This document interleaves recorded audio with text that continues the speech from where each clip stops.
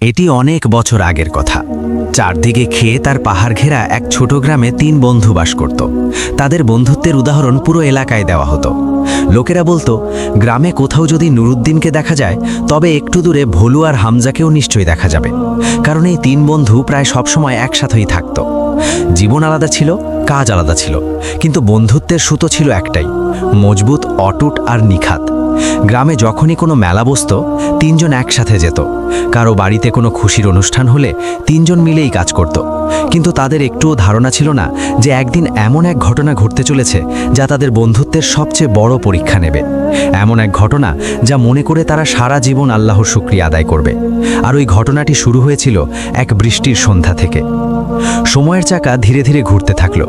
ছোটবেলার দুরন্তপনা কখন যে যৌবনে রূপ নিল তা 3 জন টেরই পেল না। এখন দায়িত্ব বাড়তে শুরু করেছিল। সংসার চালানোর জন্য রোজগারের প্রয়োজন ছিল।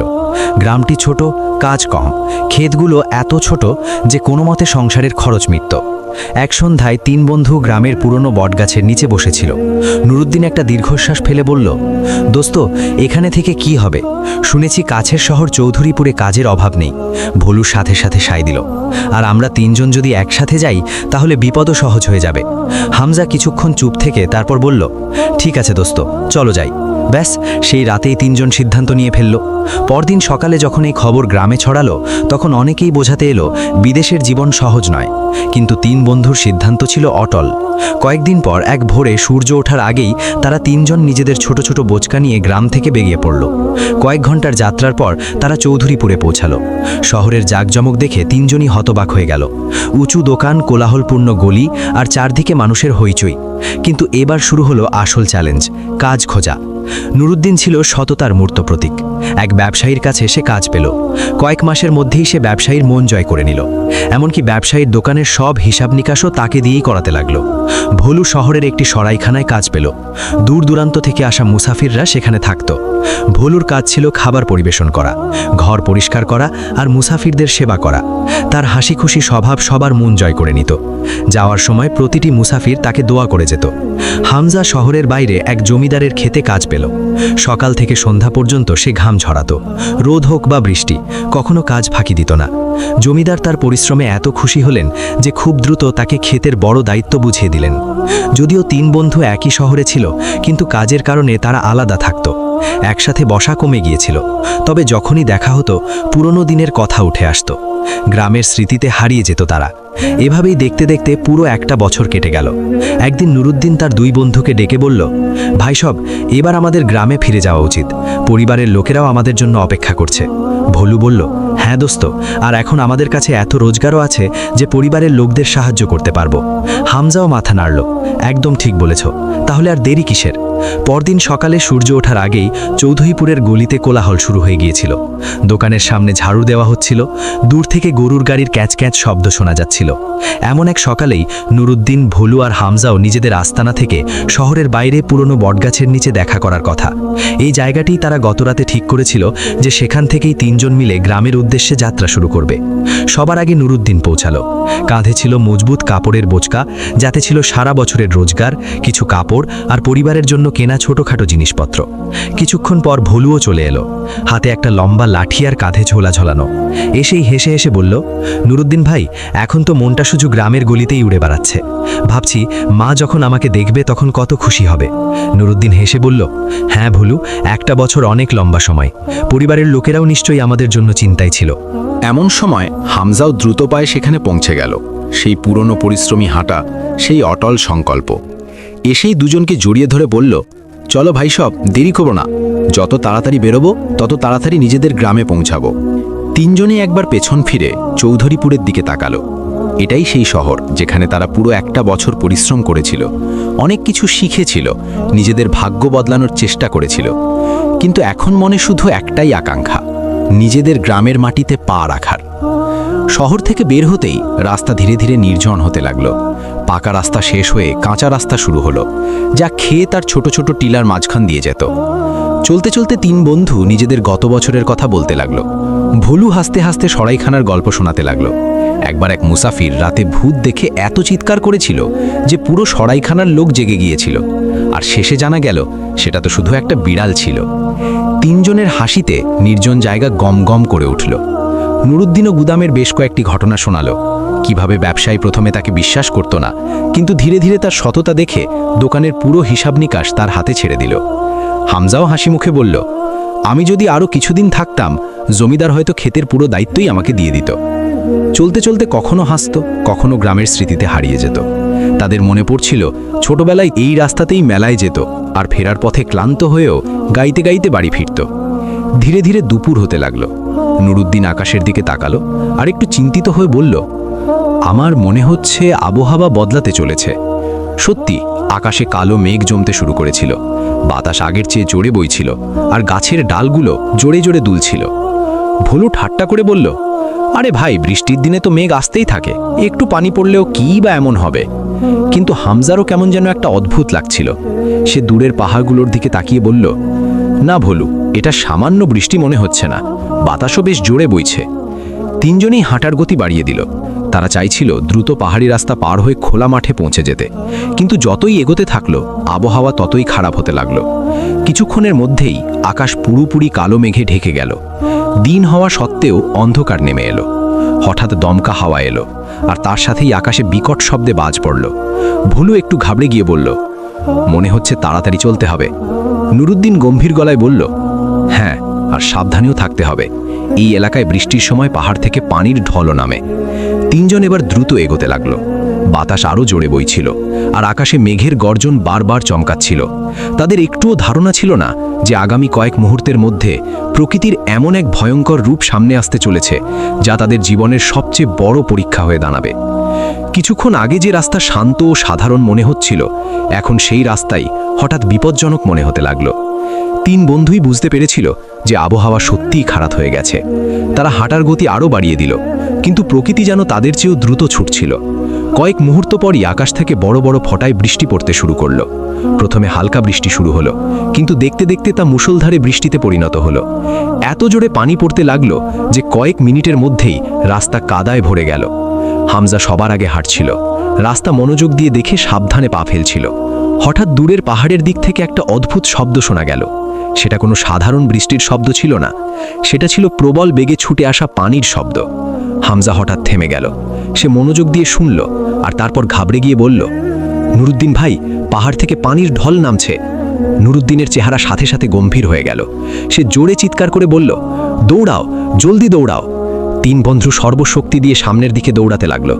পানি এখন ছোট ছোট নর্দমার মতো রাস্তায় বইতে শুরু করেছে। যদি তারা আরেকটুক্ষণ সেখানে দাঁড়িয়ে থাকত, হয়তো পানির ঢল তাদের ভাসিয়ে নিয়ে যেত। ঠিক তখনই হামজার নজর পাহাড়ের এক পাশে পড়ল। সে জোরে চিৎকার করে বলল, দেখো, ওখানে কিছু একটা আছে। প্রবল বৃষ্টি আর বিদ্যুতের চমকের মাঝে তারা পাহাড়ের পাথরের কাছে একটা অন্ধকার মুখ দেখতে পেল। সেটা ছিল একটা পুরনো গুহা। নুরুদ্দিন সাথে সাথে বুঝতে পারল যে এখন এটাই একমাত্র নিরাপদ জায়গা। সে বলল, জলদি চলো, যতক্ষণ না বৃষ্টি থামছে আমাদের ওই গুহাতেই আশ্রয় নিতে হবে। তিন বন্ধু দ্রুত ওইদিকে দৌড়াতে লাগলো। কয়েক মুহূর্তের মধ্যেই তারা গুহার মুখে পৌঁছে গেল। গুহার মুখটা বড় ছিল, আর ভেতরে ঘুটঘুটে অন্ধকার দেখা যাচ্ছিল। ভুলু একটু ভয় পেয়ে বলল, কে জানে ভেতরে কি আছে? নুরুদ্দিন বলল, এখন এসব ভাবার সময় নেই, বাইরে পানির ঢল আসছে, ভেতরে চলো। তিনজন জলদি করে গুহার ভেতরে ঢুকে পড়ল। ভেতরে গিয়ে তারা স্বস্তির নিঃশ্বাস ফেলল। অন্তত এখন তারা প্রবল বৃষ্টি আর ঢলের হাত থেকে নিরাপদ। গুহার ভেতরে ঠান্ডা আর গভীর নিস্তব্ধতা ছিল। বাইরে বৃষ্টির শব্দ দেয়ালে ধাক্কা খেয়ে প্রতিধ্বনিত হচ্ছিল। ভোলু বলল, আলহামদুলিল্লাহ, যদি এই গুহা না পেতাম আজ মহাবিপদ হতো। হামজাও এই কথায় সায় দিল। কিন্তু ঠিক সেই মুহূর্তেই গুহার বাইরে থেকে এক ভয়ঙ্কর আওয়াজ শোনা গেল, ধড়াম, যেন খুব বড় কিছু পড়ে গেছে। তিন বন্ধু চমকে গুহার মুখের দিকে তাকালো, আর পরের মুহূর্তেই তারা দেখল যে একটা বিশাল পাথর গড়িয়ে এসে গুহার মুখে পড়ে গেছে। গুহার ভেতরে আসে সব আলো হঠাৎ উধাও হয়ে গেল। চারদিকে ঘুটঘুটে অন্ধকার ছেয়ে গেল। ভোলুর ঘাবড়ানো গলার আওয়াজ প্রতিধ্বনিত হলো, ইয়া আল্লাহ, এটা কি হলো? এখন তিন বন্ধুই বুঝতে পারছিল যে গুহাকে তারা জীবন বাঁচানোর জায়গা ভেবেছিল, সেই গুহাই এখন তাদের কারাগার হয়ে গেছে। কিছুক্ষণ কেউ কোনো কথা বলল না। সবার আগে ভোলুর ঘাবড়ানো গলার আওয়াজ শোনা গেল, নুরুদ্দিন ভাই, মনে হচ্ছে আমরা সত্যিই আটকা পড়ে গেছি। নুরুদ্দিন ধীরে ধীরে গুহার মুখের দিকে এগোলো। হাত দিয়ে হাতড়ে সে পাথরটাকে অনুভব করল। পাথরটা এত বড় আর ভারী ছিল যে তা নাড়ানো তো দূরের কথা, একটু সরানোও অসম্ভব মনে হচ্ছিল। হামজাও এগিয়ে এসে বলল, চলো সবাই মিলে চেষ্টা করি। তিনজন পুরো শক্তি দিয়ে পাথরটাকে ধাক্কা দিল, একবার, দুবার, তিনবার, কিন্তু পাথরটা জায়গা থেকে একটুও নড়ল না। ক্লান্ত আর হতাশ হয়ে তারা ওখানেই বসে পড়ল। ভোলু হতাশ হয়ে বলল, আমরা তিনজন মিলেও নড়াতে পারলাম না, এই পাথরটা তো যেন পাহাড়ের একটা টুকরো। হামজা একটু রাগের সুরে বলল, ইস, যদি আমরা এই গুহায় না আসতাম। নুরুদ্দিন শান্ত গলায় বলল, যদি বাইরে থাকতাম তাহলে পানির ঢল আমাদের ভাসিয়ে নিয়ে যেত, অন্তত এখন আমরা বেঁচে তো আছি। কিছুক্ষণ তারা তিনজন চুপচাপ বসে রইল। হঠাৎ গুহার গভীর থেকে একটা অদ্ভুত আওয়াজ প্রতিধ্বনিত হলো। আওয়াজটা ভারী আর রহস্যময় ছিল। শোনো মানুষেরা। তিন বন্ধু চমকে উঠে দাঁড়ালো। ভোলু ঘাবড়ে গিয়ে বলল, কে ওখানে? কয়েক মুহূর্ত আবার নিস্তব্ধতা ছেয়ে গেল। তারপর আবার সেই আওয়াজ প্রতিধ্বনিত হলো, যদি তোমরা এখান থেকে বের হতে চাও তবে তোমাদের প্রত্যেকে নিজের জীবনের কোনো সত্য নেকির কথা স্মরণ করে বলতে হবে। ভোলু অবাক হয়ে জিজ্ঞেস করল, নেকি? আওয়াজ বলল, হ্যাঁ, এমন কাজ যা তোমরা শুধুমাত্র আল্লাহর সন্তুষ্টির জন্য করেছ, কোনো লোভ বা লোক দেখানো ছাড়া। যদি তোমাদের কথা সত্য হয় তবে এই পাথর ধীরে ধীরে সরে যাবে। তারপর আওয়াজটি একটু কঠোর হয়ে গেল, আর যদি তোমরা মিথ্যা বলো তবে এই গুহা চিরকালের জন্য তোমাদের কারাগার হয়ে থাকবে। তিন বন্ধু একে অপরের দিকে তাকাতে লাগলো। এখন এটা জীবনের প্রশ্ন। কিছুক্ষণ গুহায় গভীর নিস্তব্ধতা বিরাজ করল। তারপর নুরুদ্দিন আস্তে করে বলল, হয়তো এটাই সেই সময় যখন আমাদের জীবনের ভালো কাজগুলো স্মরণ করা উচিত। ভোলু বলল, কিন্তু আগে কে বলবে?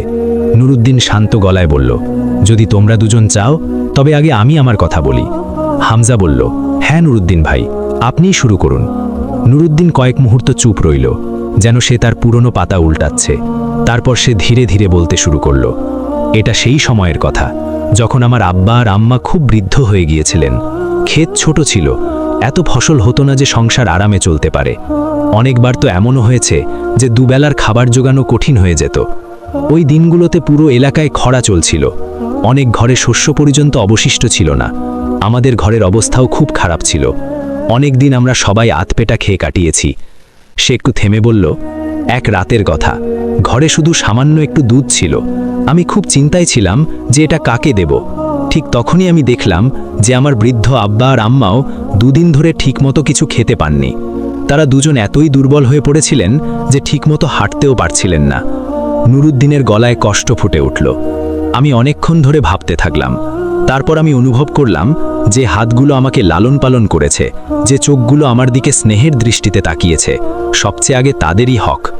নুরুদ্দিন আরও বলল, আমি ওই দুধ আমার আব্বা আর আম্মার সামনে রেখে দিলাম। তারা প্রথমে না করলেন, কিন্তু আমি তাদের বোঝালাম যে এটাই তাদের হক। তারা ধীরে ধীরে ওই দুধটুকু পান করলেন। নুরুদ্দিন কয়েক মুহূর্তের জন্য চুপ হয়ে গেল। তারপর বলল, ওই রাতে আমার বাচ্চারা আমার পায়ের কাছে কাঁদতে কাঁদতে ঘুমিয়ে পড়েছিল। আমার স্ত্রীও খুব দুঃখ পেয়েছিল, কিন্তু আমার মনে একটা শান্তি ছিল যে আমি আমার বাবা মায়ের হক আদায় করেছি।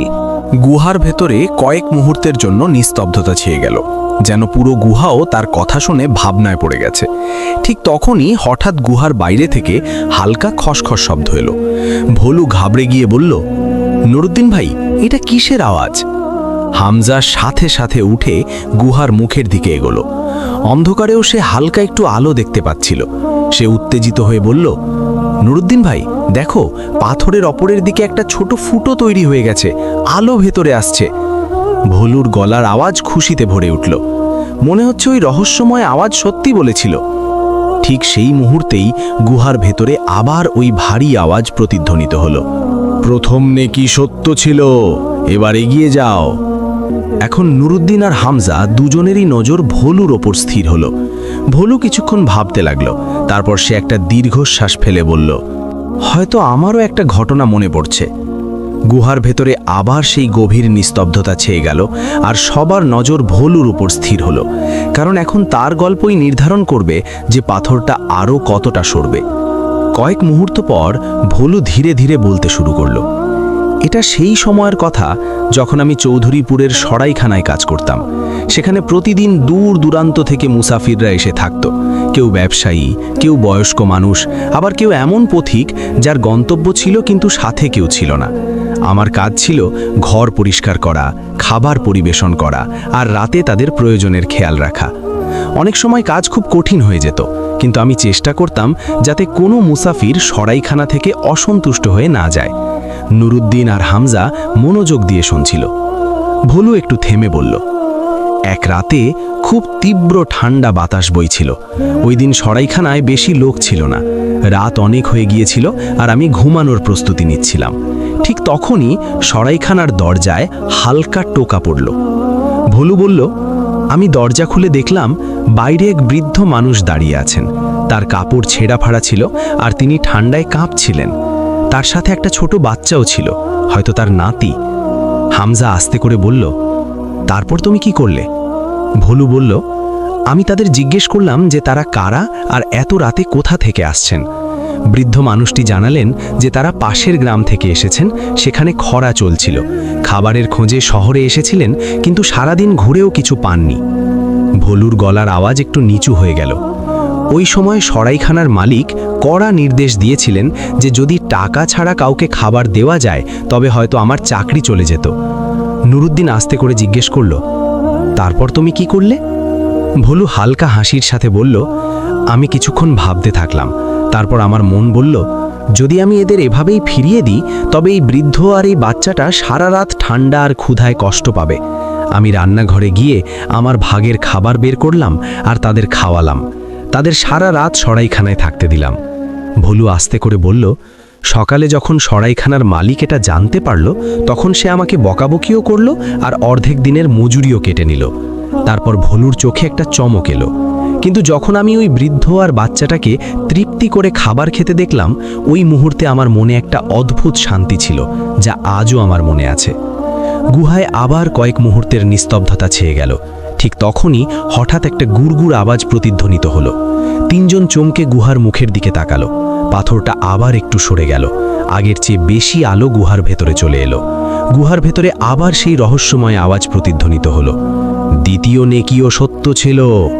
তিনজনের মনে নতুন আশার আলো জেগে উঠল। কিন্তু আওয়াজটি আবার বলল, এখনো শেষ পরীক্ষা বাকি আছে। এখন নুরুদ্দিন আর ভোলু দুজনেরই নজর হামজার উপর স্থির হলো।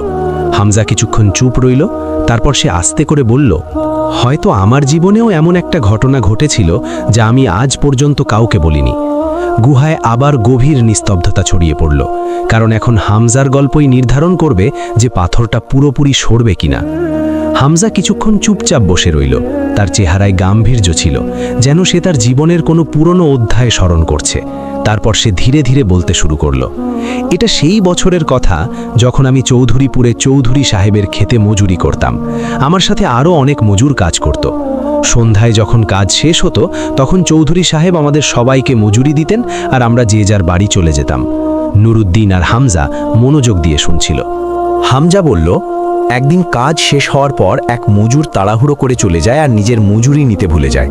ভোলু জিজ্ঞেস করল, তারপর?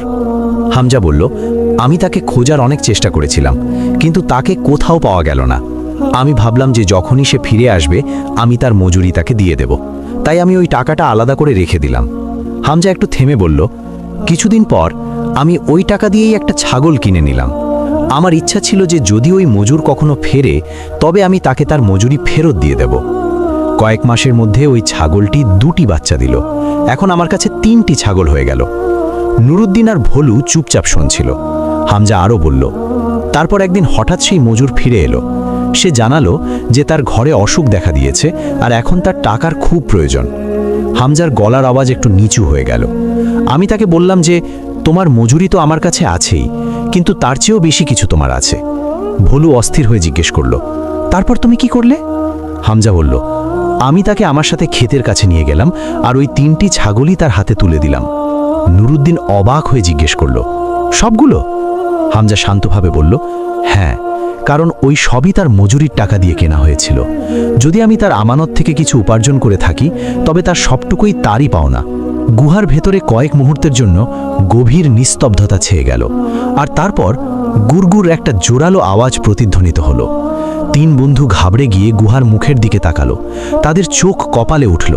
ওই ভারী পাথরটা ধীরে ধীরে নিজের জায়গা থেকে নড়তে শুরু করলো আর তারপর হঠাৎ গড়িয়ে একপাশে পড়ে গেল। গুহার রাস্তা পুরোপুরি খুলে গেল। বাইরের আকাশ পরিষ্কার দেখা যাচ্ছিল, বৃষ্টি থেমে গিয়েছিল আর ঠান্ডা মনোরম বাতাস বইছিল। তিন বন্ধু দ্রুত গুহা থেকে বেরিয়ে এলো। খোলা বাতাসে শ্বাস নিতে নিতে তাদের চোখ ভিজে এলো। নুরুদ্দিন আকাশের দিকে তাকিয়ে বলল, সত্যিকারের ভালো কাজ কখনো বৃথা যায় না। ভোলু দুই হাত তুলে দোয়া করল, আলহামদুলিল্লাহ, আল্লাহ আমাদের সম্মান রক্ষা করেছেন। হামজাও মন থেকে শুকরিয়া আদায় করল। আর তিনজন কিছুক্ষণ চুপচাপ দাঁড়িয়ে রইল, ওই মুহূর্তের গভীরতা অনুভব করে। সেই দিনের পর থেকে তিন বন্ধু মনে মনে একটা প্রতিজ্ঞা করল যে তারা তাদের পুরো জীবনে সবসময় ভালো কাজ করতে থাকবে, কারণ এখন তারা বুঝতে পেরেছিল যে বিপদের সময় মানুষের কাজে শুধু সেই ভালো কাজই আসে যা সে কোনো লোভ ছাড়াই শুধুমাত্র আল্লাহর সন্তুষ্টির জন্য করেছে। প্রিয় বন্ধুরা, আশা করি আজকের এই সত্য কাহিনী আপনাদের ভালো লেগেছে। যদি ভিডিওটি ভালো লাগে তবে কমেন্টে জানান আপনারা কোথা থেকে আমাদেরকে দেখছেন। আমাদের চ্যানেলটি সাবস্ক্রাইব করে দেবেন। ভিডিওটি দেখার জন্য অনেক অনেক ধন্যবাদ।